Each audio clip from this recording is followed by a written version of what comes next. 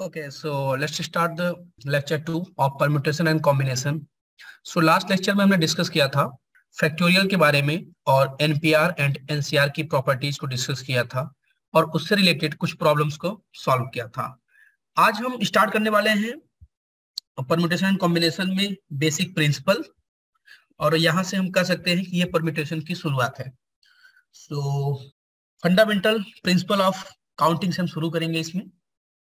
तो हमारा टॉपिक है पहले फंडामेंटल प्रिंसिपल ऑफ काउंटिंग। तो फंडामेंटल प्रिंसिपल ऑफ काउंटिंग में हम दो प्रिंसिपल्स पढ़ेंगे। एक पढ़ेंगे फंडामेंटल प्रिंसिपल ऑफ मल्टीप्लिकेशन और second one is fundamental theorem of addition. ये दोनों हम पढ़ेंगे। सो पहला है हमारा फंडामेंटल प्रिंसिपल ऑफ मल्टीप्लिकेशन। तो पहले हम डिस्कस करेंगे इसके स्टेटमेंट के बारे में, फिर देखते हैं कि फंडामेंटल थ्योरम ऑफ प्रिंसिपल क्या होता है मल्टीप्लिकेशन का। Okay, so suppose if there are two jobs such that one of them can be completed in m ways, and when it has been completed in any one of these m ways, second job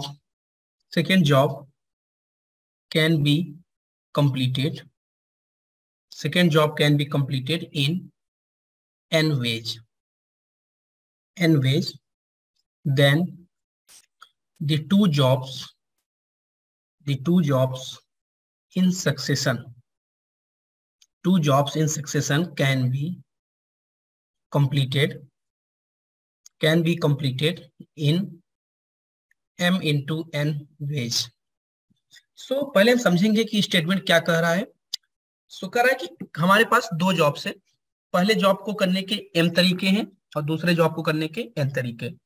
suppose हमने पहला job को किया, m में से किसी एक वे को select किया और उस तरीके से उस वर्क को किया, और दूसरे को n में से किसी एक तरीके से। तो दोनों वर्क सक्सेसिव हो जाए, वो कितने तरीके से होंगे, that is m into n। Okay, so for example अगर हम देखें इसमें, फॉर एग्जाम्पल सपोज हमें मैथ्स और साइंस की बुक्स लेनी है।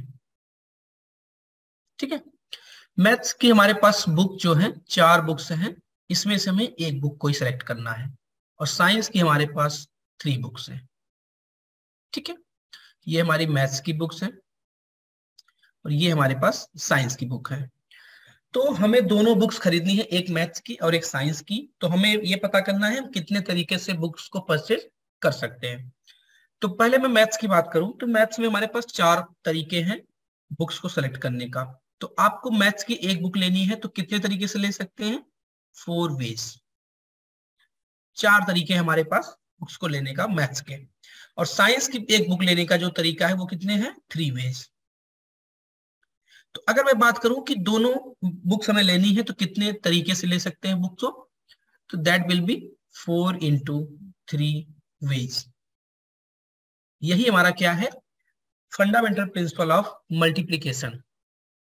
ओके, एक क्वेश्चन करते हैं जिससे हमारा कॉन्सेप्ट बिल्कुल क्लियर हो जाएगा कि फंडामेंटल प्रिंसिपल ऑफ मल्टीप्लीकेशन होता क्या है। Question is, in a class there are 10 boys and 8 girls. The teacher wants to select a boy and a girl to represent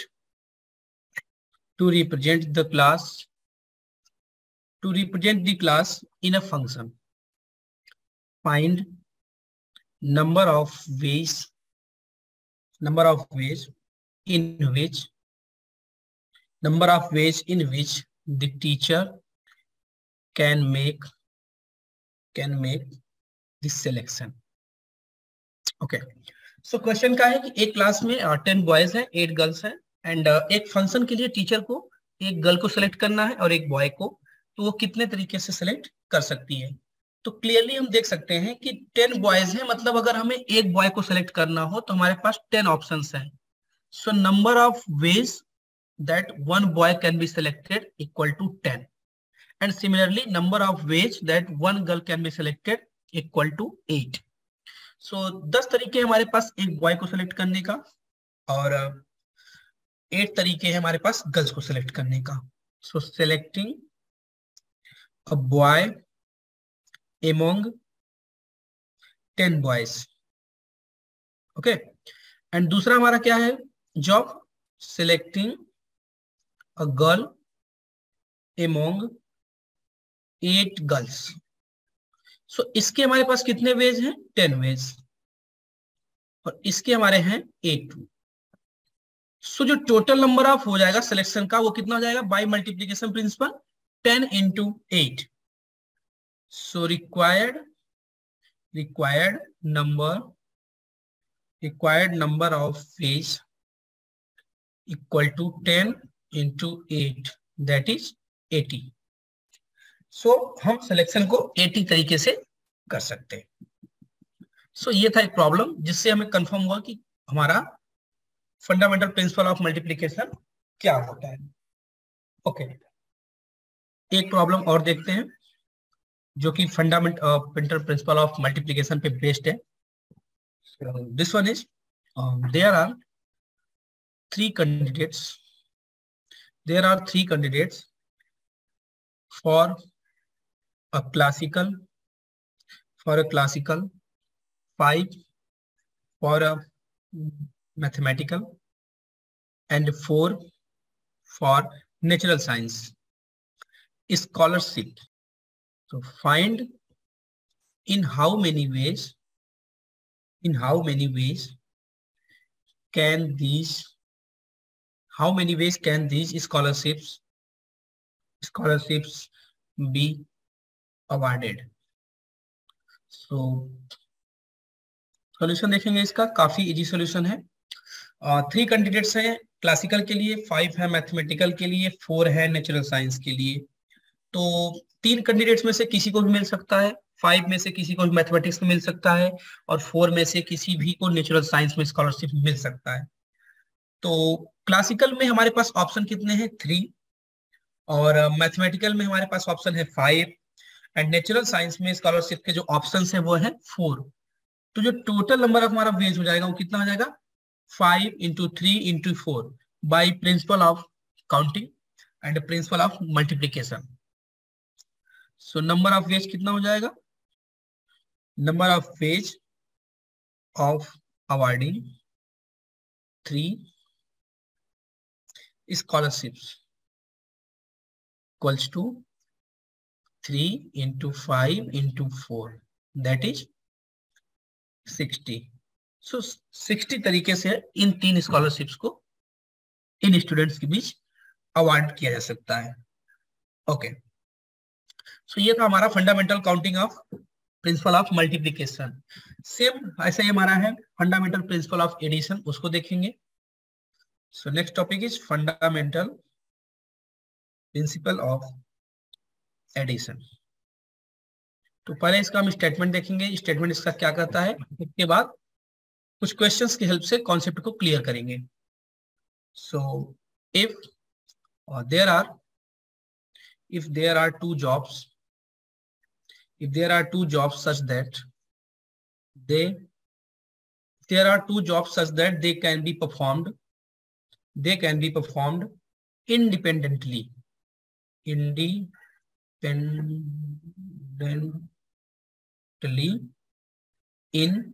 m ways and n ways respectively, then either of the two jobs can be performed in m plus n ways। सो पहले हम समझेंगे कि हमारा fundamental principle of addition होता क्या है। So suppose हमारे पास कोई दो जॉब है जिसको हम पहले को हम m तरीके से और दूसरे को n तरीके से कर सकते हैं और इंडिपेंडेंटली कर सकते हैं। तो अगर उन दोनों में से मुझे कोई एक करना हो तो हम उसको m+n तरीके से कर सकते हैं, इधर फर्स्ट जॉब और सेकेंड जॉब। उन दोनों में से हमें अगर एक जॉब को डन करना है तो हमारे पास जो ऑप्शन है वो कितने हैं, m, हमारे पास जो ऑप्शन है वो कितने हैं, m+n वेज। सपोज एक एग्जांपल देखते हैं। हम सपोज हमारे पास साइंस साइंस की बुक्स के लिए हमारे पास सपोज 4 ऑप्शंस हैं और मैथ्स के लिए हमारे पास 3 ऑप्शंस हैं। हमें या फिर साइंस की एक बुक लेनी है या फिर मैथ्स की, तो हम कितने तरीके से उस बुक को परचेज कर सकते हैं। सो साइंस के लिए जो हमारे पास ऑप्शन है वो 4 बुक्स के ऑप्शन हैं, तो इसको हम 4 तरीके से इस वर्क को कर सकते हैं। और सेम मैथ्स के लिए हमारे पास 3 ऑप्शन हैं, तो इसको हम 3 तरीके से डन कर सकते हैं। अब हमसे क्वेश्चन क्या पूछ रहा है कि इधर साइंस और मैथ्स अगर हमें एक कोई बुक परचेज करने हुए तो हमारे पास कितने तरीके हैं। तो 4 तरीके तो हमारे पास साइंस के लिए हैं और 3 तरीके हैं मैथ्स के लिए। So total number of ways to purchase इधर साइंस और मैथ्स इक्वल टू 4 + 3 = 7। तो 7 तरीके से हम इसको परचेज कर सकते हैं। सो ये हमारा है फंडामेंटल थ्योरम ऑफ एडिशन। एक क्वेश्चन इस पे करते हैं तो कॉन्सेप्ट और क्लियर हो जाएगा। So question is in a class there are 10 boys and 8 girls. ये सिमिलर प्रॉब्लम है, बस इस बार हमारा सिलेक्शन जो होगा अलग तरीके से होगा। 8 girls. The teacher wants to select either a boy or a girl to represent the class in a function. In how many ways the teacher can make this selection? So clearly हमें दिख रहा है कि 10 boys और 8 girls में से हमें either boy select करना है या फिर एक गर्ल। तो 10 तरीके हो जाएंगे हमारे पास बॉय को सेलेक्ट करने के और 8 तरीके हो जाएंगे गर्ल्स को सेलेक्ट करने के। सो किसी एक को सेलेक्ट करने के जो तरीके हो जाएंगे वो 10 + 8 by fundamental counting of addition. Okay, so हमारे पास 2 जॉब है। पहला जॉब क्या है, selecting a boy among 10 boys. और दूसरा हमारा जॉब क्या है, selecting a girl among 8 girls. तो इसके हमारे पास जो तरीके हैं वो 10 और इसके जो हमारे पास तरीके हैं वो 8। So by fundamental principle of addition जो टोटल हमारा वेज जाएगा क्या हो जाएगा, 10 + 8 that is 18। So either of two jobs can be performed in 10 + 8 ways and that is 18 ways. So इस वर्क को जो टास्क है हमारा उसको हम कितने तरीके से परफॉर्म कर सकते हैं, 18 तरीके से। तो ये था हमारा फंडामेंटल प्रिंसिपल ऑफ एडिशन। सो हमने देखा फंडामेंटल प्रिंसिपल ऑफ मल्टीप्लिकेशन क्या होता है, फंडामेंटल प्रिंसिपल ऑफ एडिशन क्या होता है। ओके, अब हम डिस्कस करेंगे परम्यूटेशन और कॉम्बिनेशंस की डिफिनेशंस को कि दोनों होते क्या है, परम्यूटेशन क्या है और कॉम्बिनेशन क्या है। तो सबसे पहले हम बात करेंगे परम्यूटेशंस की। देखिए परम्यूटेशंस में इसका सीधा मतलब है कितने तरीके से हम परम्यूट कर सकते हैं। तो each of the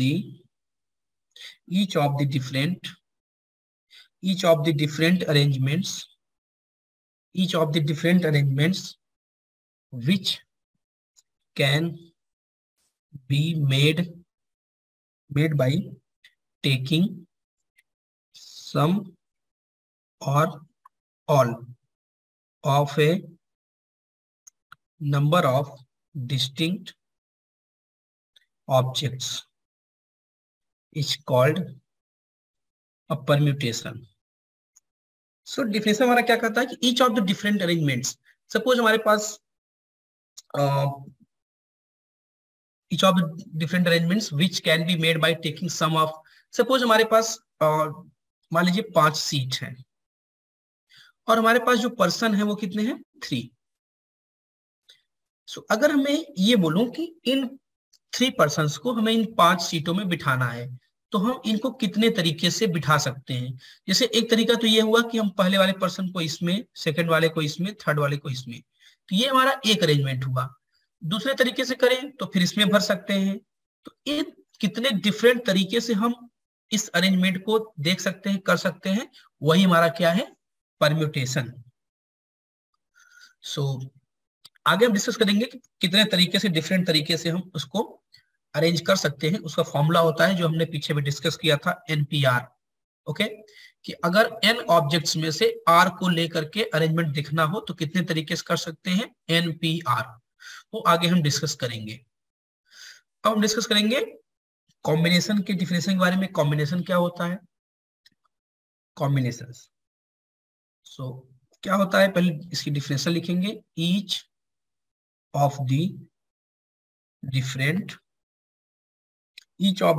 selections, each of the different selections made by taking sum or all of a number of distinct objects or items irrespective of their arrangements or order in which they are placed is called combination. Okay, so क्या है कि each of the different selections made by taking some or all number of distinct object or item.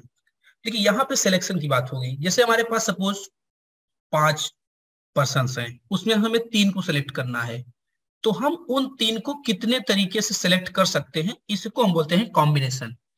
इसमें बोला है कि taking some और all of number of distinct object.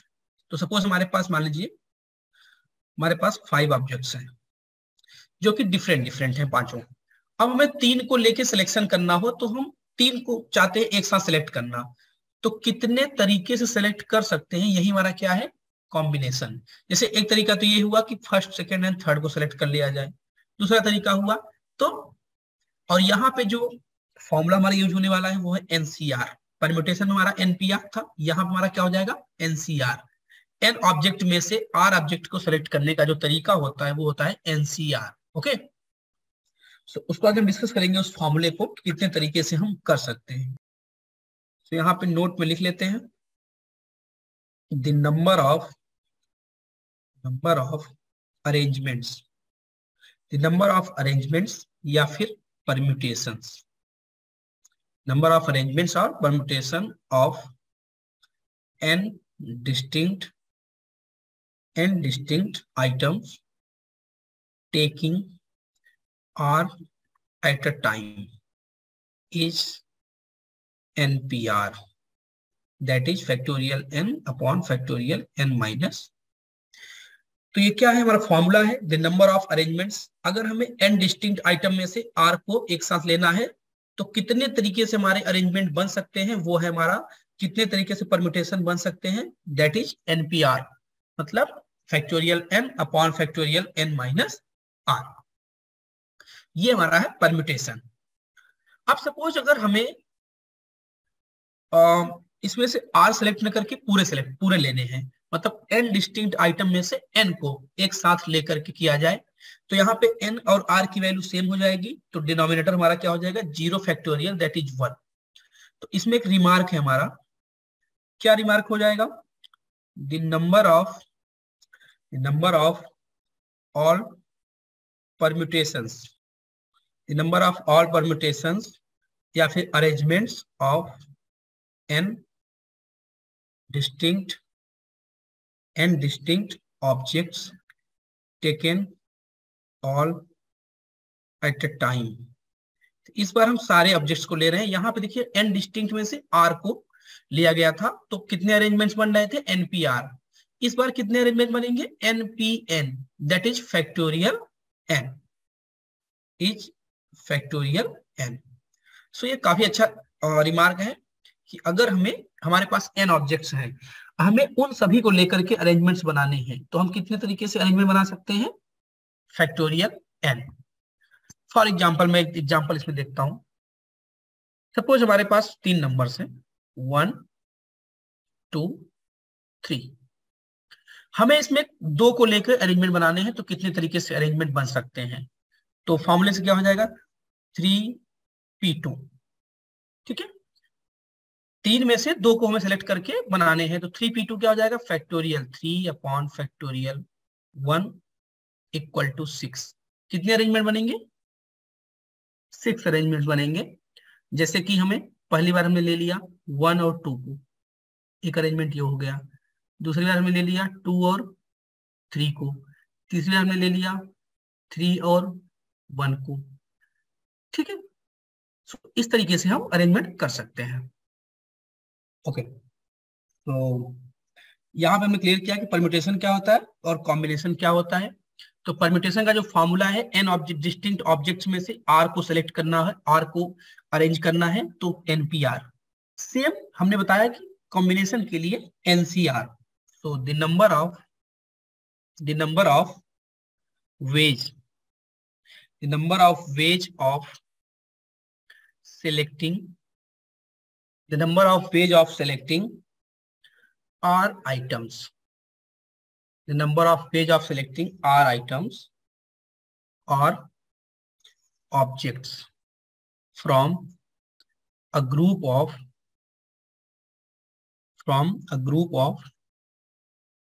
n distinct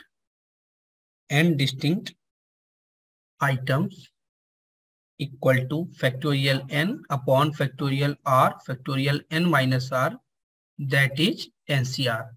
मतलब अगर हमें n डिस्टिंक्ट ऑब्जेक्ट में से r को सेलेक्ट करना हो, तो हम कितने तरीके सेलेक्ट कर सकते हैं, दैट इज NCR। ओके, सो अब हम एक क्वेश्चन करेंगे। उस क्वेश्चन के हिसाब से देखेंगे कि हमारी परम्यूटेशन और कॉम्बिनेशन की जो डिफिनेशन थी और ये जो नंबर ऑफ वेज है वो कैसे हमारे लिए हेल्पफुल है। तो question is, how many 5-letter words with or without meaning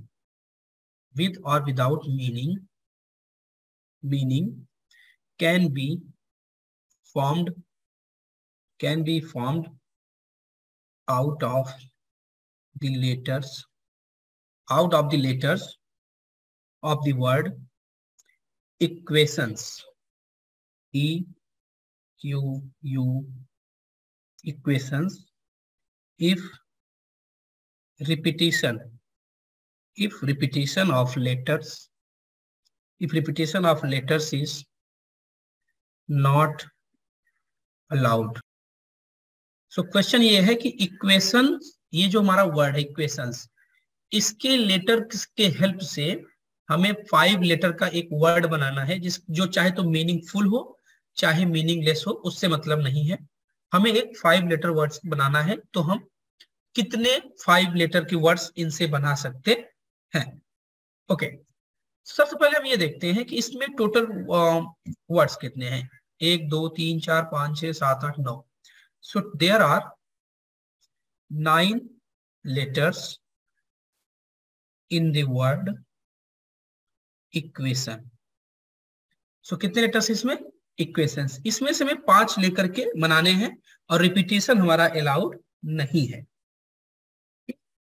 J1 हम फर्स्ट जॉब को मानते हैं कि सेलेक्टिंग, क्योंकि सबसे पहले हमें क्या करना पड़ेगा, हमें 5 लेटर्स को सेलेक्ट करना पड़ेगा इस 9 में से। देखिए ये जो क्वेश्चन है ना, इसमें आपको परम्यूटेशन और कॉम्बिनेशन दोनों का कॉन्सेप्ट एक साथ समझ में आएगा कि परम्यूटेशन का क्या मतलब है, कॉम्बिनेशन का। पहले हम क्या करेंगे, 5 लेटर्स को सेलेक्ट करेंगे, कितने में से, 9 में से। फिर उनको हम कितने डिफरेंट तरीके से परम्यूट कर सकते हैं वो देखेंगे। तो हमारा जो पहला जॉब है वो क्या है, selecting 5 letters from these 9 letters. So selecting 5 letters, selecting 5 letters from 9 letters of the word equations। ठीक है, तो ये तो हमारा पहला जॉब हुआ। और दूसरा जॉब हमारा क्या होगा कि अब ये जो हम 5 सेलेक्ट किए हैं, 9 में से 5 सेलेक्ट किए हैं, उसको हम कितने तरीके से परम्यूट कर सकते हैं। ओके, सो हमारा क्या हो जाएगा, arranging 5 selected letters to form 5 letter word। ठीक है, तो यहाँ पे दोनों चीजें हो गई। पहली हमारी क्या हो गई, ये कि 5 लेटर्स को आपको सेलेक्ट करना है 9 में से, तो ये हमारा हो गया सिलेक्शन, दैट इज कॉम्बिनेशन। और उसके बाद उन 5 लेटर्स को हमें अरेंज करना है, दैट इज परम्यूटेशन। चलिए, सो जो ये J1 है उसको हम कितने तरीके से कर सकते हैं सिलेक्ट, 9C5। और जो 5 हमने सेलेक्ट किए हैं उसको कितने तरीके से अरेंज कर सकते हैं, अभी हमने ऊपर एक फॉर्मूला देखा था, फैक्टोरियल 5। तो जो हमारा टोटल नंबर ऑफ वेज हो जाएगा, सो J1 को हमें करने के जो सिलेक्ट करने के तरीके हैं वो है 9C5, और J2 जो हमारा है वो कितना है, फैक्टोरियल 5। तो जो टोटल वेज हो जाएगा उसको 5 number of, total number of 5 word letters कितने हो जाएंगे, total number of 5 letter words कितने हो जाएंगे, 9C5 इंटू फैक्टोरियल 5। ये हमारा आंसर हो जाएगा। तो इस क्वेश्चन में हमारा परम्यूटेशन का भी कॉन्सेप्ट था और कॉम्बिनेशन का। पहले हमें 9 लेटर्स में से 5 लेटर को सिलेक्ट करना था, और उसको हम कितने तरीके से कर सकते हैं, 9C5। ओके, और दूसरा हमारा क्या है कि हम अब जो 5 लेटर्स हमने सेलेक्ट कर रखे हैं उसको हम कितने तरीके से रीअरेंज कर सकते हैं, उसको कितने तरीके से हम परम्यूट कर सकते हैं, तो दैट इज फैक्टोरियल 5। सो जो टोटल नंबर ऑफ हमारा वेज आ गया वो कितना आ गया, 9C5 इंटू फैक्टोरियल 5। तो इस क्वेश्चन हमारा जो कॉन्सेप्ट था वो परम्यूटेशन का भी था और कॉम्बिनेशन का भी था। ओके, एक क्वेश्चन देखते हैं, काफी फेमस क्वेश्चन है और अच्छा क्वेश्चन है। क्वेश्चन है हमारा, हाउ मेनी डायगोनल्स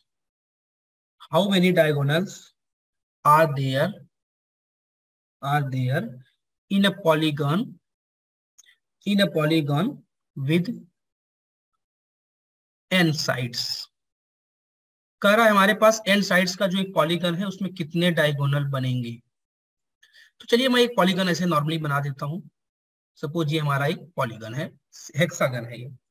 तो देखिए डायगोनल बनता कब है, डायगोनल तब बनता है जब आप कोई ये 2 वर्टेक्स को यहाँ पे मिलाएंगे, ठीक है, या फिर इसको इससे मिला दिए, इसको इससे। लेकिन हमारा अगर इसको इससे मिला दें तो ये डायगोनल नहीं बनेगा। ओके, सो इसको हम कैसे करेंगे, सो जब हमें डायगोनल बनाना है तो हमें 2 वर्टेक्स चाहिए, ठीक है टोटल कितने, n, 1 2 3 4 5 6, ऐसे ही हमारे पास जो टोटल वर्टेक्स है वो कितने हैं, n। तो n वर्टेक्स में से हमें 2 को सिलेक्ट करना है, तो पहले हम ये देखेंगे कि n में से 2 को हम कितने तरीके से सिलेक्ट कर सकते हैं, दैट इज NC2। सिलेक्शन की बात है तो कॉम्बिनेशन की बात है। सो number of ways of selecting 2 out of n, क्योंकि हमें डायगोनल बनाने के लिए 2 ही सिलेक्ट करने पड़ेंगे आउट ऑफ n। ये कितना हो जाएगा हमारा, NC2। ये ठीक है, बट इसमें ध्यान से आप देखिए, अगर हमने इसको और इसको सिलेक्ट कर लिया तो कोई डायगोनल नहीं बनेगा, इसको और इसको सिलेक्ट कर लिया तब भी कोई डायगोनल नहीं बनेगा। तो ऐसे हमारे पास कितने तरीके इसमें आ रहे हैं कि जिसमें डायगोनल नहीं बन रहा है, तो वो हमारे पास कितने आ रहे हैं, n तरीके। पहला तरीका ये, दूसरा ये, थर्ड ये, फोर्थ, फिफ्थ और 6। ये 6 तरीके ऐसे तरीके हैं, यहाँ पे 6 साइड है तो 6 तरीके हैं जिसमें हमारा डायगोनल नहीं बन रहा है। तो नंबर ऑफ डायगोनल्स कितने हो जाएंगे हमारे, number of diagonals equals to कितना हो जाएगा, NC2 माइनस एन। कितने हो जाएंगे, NC2 माइनस एन। NC2 की जो वैल्यू होती है वो कितनी होती है, n माइनस 1/2 माइनस एन। तो इसको जब हम सॉल्व करेंगे तो हमारा आ जाएगा n माइनस 3/2। और ये बहुत ही इंपॉर्टेंट फॉर्मूला है नंबर ऑफ डायगोनल्स फाइंड करने के लिए। तो एक बार देखते हैं इसको हम किया कैसे। पहले हमें डायगोनल चाहिए, तो डायगोनल के लिए हमें जो वर्टिसेस है पॉलीगन के, n वर्टिसेस है टोटल, उसमें से हमको 2 को सिलेक्ट करना है, क्योंकि 2 वर्टिसेस से ही एक डायगोनल बनता है। ठीक है, तो पहले हमने सेलेक्ट किया n में से 2, तो n में से हमने 2 को सेलेक्ट किया, NC2। अब उसमें से सिलेक्शन में कुछ ऐसे वर्टिसेस से भी हैं जिनको मिलाने पे कोई डायगोनल नहीं बन रहा है। तो ऐसे कितने सिलेक्शन है, n। तो टोटल नंबर ऑफ जो डायगोनल हो जाएगा NC2 माइनस एन, और उसको सिंप्लीफाई करके हमारी वैल्यू आ जाएगी n माइनस 3/2। ओके, तो देखिए अभी तक जो परम्यूटेशन हम पढ़ रहे थे या फिर कॉम्बिनेशन, उसमें हमारा परम्यूटेशन में सारे ऑब्जेक्ट जो थे वो डिस्टिंक्ट थे, डिफरेंट डिफरेंट थे। अब जो हम कॉन्सेप्ट इसमें पढ़ने वाले हैं, हमारा नेक्स्ट कॉन्सेप्ट है, उसको हम, उसमें क्या होगा कि कुछ सिमिलर टाइप के ऑब्जेक्ट होंगे, सारे डिफरेंट नहीं होंगे।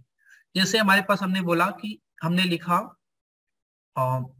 इलाहाबाद, तो अगर इलाहाबाद में देखें टोटल कितने लेटर्स हैं, 1 2 3 4 5 6 7 8 9, बट यहाँ पे कुछ सिमिलर भी हैं। जैसे हमारे पास जो ए है वो कितने हैं, 3 हमारे पास एज हैं, एल कितने हैं, 2 एल्स हैं।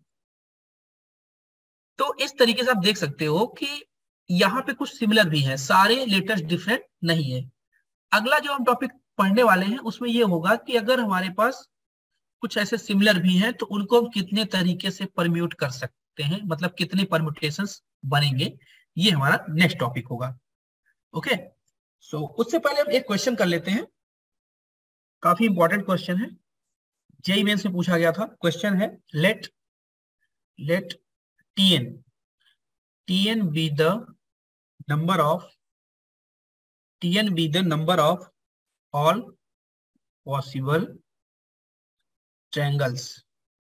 Tn क्या है, Tn be the number of all possible triangles formed by joining vertices of an n-sided regular polygon if Tn plus 1 minus Tn equal to 19, then find n।